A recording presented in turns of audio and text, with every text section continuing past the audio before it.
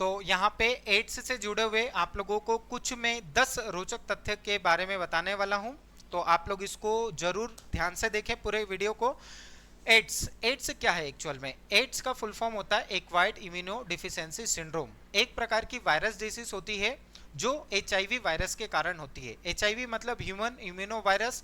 इस वायरस को सबसे first time United state of America में वर्ष 1983-84 में देखा गया था, और इसको भारत में वर्ष 1986 में तमिलनाडु राज्य में देखा गया था।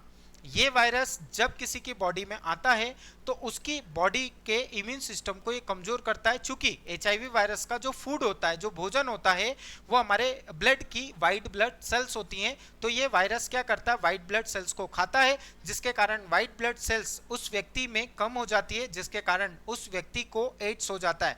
नॉर्मली यदि हमारी वाइट ब्लड सेल कम हो रही है तो हमें एड्स नहीं होगा, परंतु यदि एचआईवी वायरस यदि हमारे ब्लड में आ गया तो स्वाभाविक सी बात है कि वो वाइट ब्लड सेल्स को खाएगा, जिसके कारण हमारी वाइट ब्लड सेल्स कम होगी और हमें एक सिंड्रोम होगा जिसको हम लोग एड्स के नाम से जानेंगे। तो एड्स का फुल फॉर्म याद रखिएगा। अब ये जो एड्स होता है किसके कारण फैलता है सर? एड्स जो होता है ये ब्लड से कांटेक्ट होने पर फैलता है।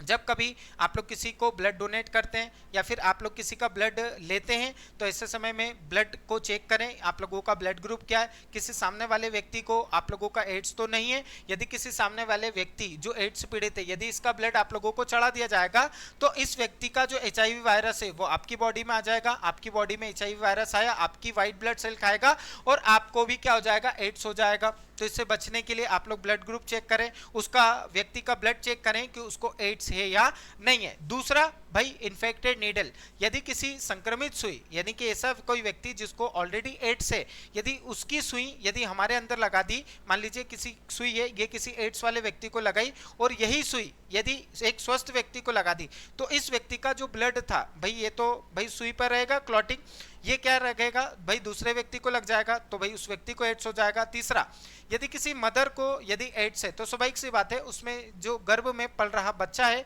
उसको भी एड्स हो जाएगा। और चौथी चीज होती है सेक्सुअल कांटेक्ट बनाना, क्योंकि जो मेल गेमेट सेल्स होती हैं, जो नर प्रजनन कोशिकाएं होती है जिसको हम लोग बोलते हैं स्पर्म, और जो फीमेल यानी कि मादा प्रजनन कोशिका होती है जिसको हम लोग डिम या फिर अंडाणु बोलते हैं, तो जब आप लोगों की स्पर्म सेल्स ओवा सेल्स से मिलती है, चूंकि स्पर्म सेल्स होती हैं इनमें आप लोगों का ब्लड होता है और जो ओवा सेल्स होती है इनमें भी आप लोगों का ब्लड होता है, तो जब भी सेक्सुअल कांटेक्ट होते हैं किसी मेल फीमेल में तो ये जो स्पर्म सेल्स होती हैं